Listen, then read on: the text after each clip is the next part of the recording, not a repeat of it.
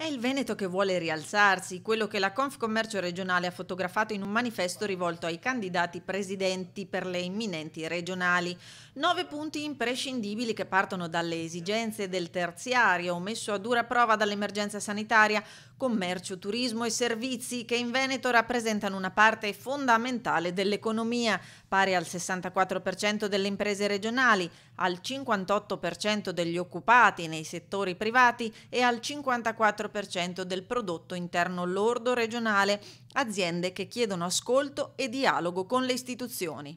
Io chiederò un tavolo permanente in Regione per confrontarci sui temi importanti, sui temi che sono temi per ripartire, per dare fiducia alle imprese e temi che siano presi in considerazione però che siano anche fatti. 9 punti che spaziano dalla necessità di investire sul capitale umano con la formazione all'intervento sulle infrastrutture digitali. La digitalizzazione è un tema importante, ha ragionato molte volte, adesso deve essere messo in atto subito. La banda larga è un altro tema, ancora noi qui siamo ancora alla preistoria e dobbiamo fare passi da gigante, lo possiamo fare.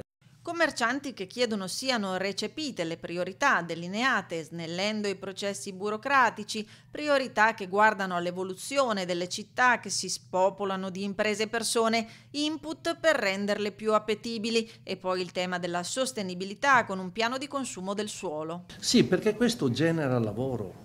La sostenibilità e soprattutto riqualificazione, ma la nuova urbanizzazione ormai deve essere fatta in maniera diversa. Siamo su un'era diversa e forse non so se ci voleva un virus per farci capire che il mondo ha bisogno di cambiare.